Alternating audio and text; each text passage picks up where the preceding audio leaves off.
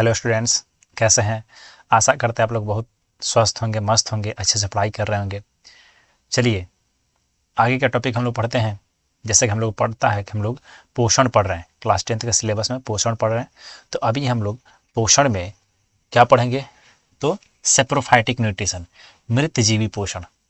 ठीक है, देखिए यहाँ से इसके हेडिंग से ही स्पष्ट हो रहा है, मृतजीवी पोषण। मृतजीवी पोषण यानी कि ये पोषण की वह विधि है जिसमें कोई जीव किसी मरे हुए या सड़े गले पदार्थ से भोजन लेता है।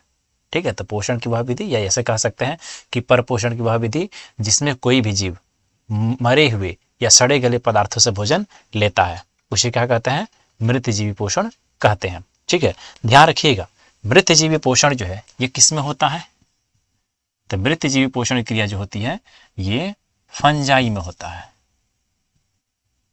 ठीक है, कवक में होता है। मृतजीवी पोषण क्रिया कहाँ होती है, कवक में। चलिए ये कवक का एग्जाम्पल लेकर के हम इसको समझने की कोशिश करते हैं कि कवक में मृतजीवी पोषण कैसे होता है। ठीक है, चलिए ये डायग्राम देखिए। ये मान लीजिए कि आपके घर पे ये कोई ब्रेड का टुकड़ा पड़ा हुआ है, कई दिनों से पड़ा हुआ है ना, नमी युक्त स्थान पे कहीं अंधेरे में खोया हुआ है ब्रेड का टुकड़ा। ठीक है, जब लंबे समय तक इस ब्रेड के टुकड़े को छोड़ेंगे तो क्या दिखाई देगा, उसमें दिखाई देगा कि इसके ऊपर कुछ छोटे छोटे तंतुनुमा स्ट्रक्चर बन गए हैं।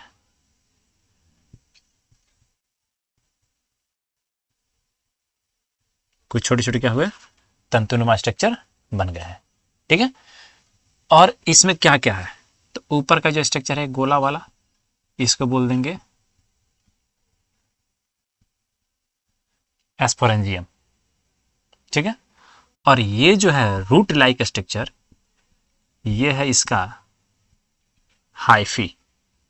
ठीक है, ये रूट लाइक स्ट्रक्चर जो है क्या है, उसका हाइफी है।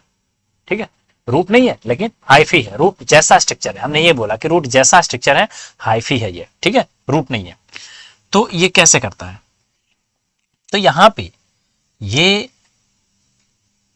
जो मतलब स्ट्रक्चर है, इसको अगर हम बड़ा करने की कोशिश करें, बड़ा करके देखने की कोशिश करें तो कैसे दिखाई देगा, तो हम यहाँ पे हाइफी को जूम करके देखते हैं।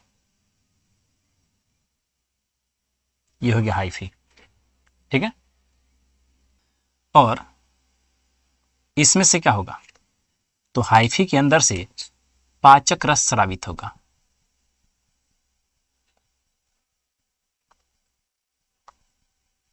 हाइफी के अंदर से क्या होगा, पाचक रस बाहर निकलेगा।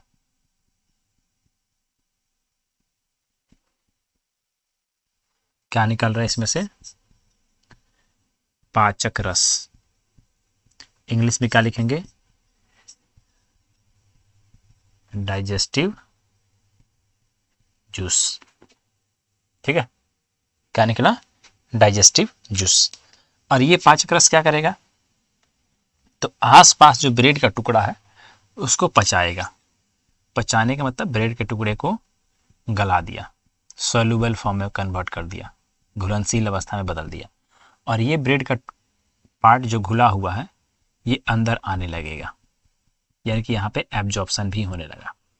ठीक है, इसने क्या किया, पाचक रस स्रावित किया, उस पाचक रस ने क्या किया, तो आसपास के ब्रेड के टुकड़े को गला दिया। और गलाने के बाद से वो ब्रेड का टुकड़ा गलने के बाद से क्या हुआ, हाइफी में पुनः एब्जॉर्ब होने लगा, है ना। ये क्या है,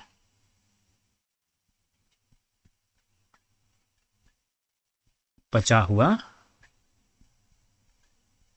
भोजन। ठीक है, और ये पचा हुआ भोजन क्या हुआ, अवशोषित हो रहा है, हाइफी के अंदर जा रहा है, और हाइफी इस भोजन क्या कर रहा है, तो आगे की ओर इसमें पूरे तना में ट्रांसफर कर रहा है। समझ रहे इस बात को। ठीक है, तो इस तरह से इसमें क्या हुआ, मृतजीवी पोषण हुआ। कैसे हुआ, तो ये ब्रेड का टुकड़ा एक मरे हुए वस्तु की एग्जाम्पल के तौर पे लिए हुए हैं।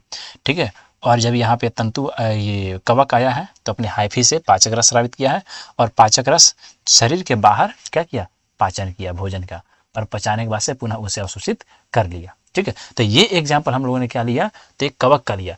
ठीक यही काम कवक को छोड़ करके कहीं और भी हो सकता है प्राकृतिक वातावरण में। ठीक है, जैसे एक जंगल की कल्पना कर लीजिए कि कोई जंगल है और उस जंगल में क्या हुआ, तो पत्तियां टूट के गिरी पौधे की, और पत्तियां जब टूट के गिरी तो उन पत्तियों के ऊपर कवक आ गया। और सेम यही काम कवक ने किया, उसके अपने हाइफी से पाचक रस स्रावित किया, पाचक रस ने पत्ती को गलाया और गलाने के बाद से उस पचे हुए भोजन को अवशोषित कर लिया। ठीक है, तो इस तरह से पचे हुए मतलब सड़े हुए पत्ते को गला रहा है कौन, तो ये कवक। ठीक है, तो इस तरह से कवक में क्या हो रहा है, सैप्रोफाइटिक न्यूट्रिशन हो रहा है। इसमें विशेष बात क्या है, तो विशेष बात यह है कि पाचन शरीर के बाहर होता है, जबकि होलोजोइक न्यूट्रिशन में क्या पढ़े हैं कि होलोजोइक में पढ़े हैं कि पाचन शरीर के अंदर होता है, इसमें कहाँ हो रहा है, शरीर के बाहर हो रहा है। ठीक है, पचे मतलब शरीर के बाहर पाचन क्या कहेंगे, हाँ पाचक रस स्रावित किया, शरीर के बाहर पाचक रस स्रावित किया, और पाचक रस भोजन को पचाने के बाद से पचे हुए भोजन को पुनः अवशोषित किया, यानी पाचन यहाँ पे शरीर के बाहर हो रहा है। समझ रहे, तो इस तरह से क्या होता है, तो सैप्रोफाइटिक न्यूट्रिशन होता है। ओके, आज के वीडियो के लिए इतना ही। यदि आपको कहीं डाउट होती है तो कमेंट करें, हम उसका जवाब जरूर देंगे। ठीक है, आज के लिए धन्यवाद।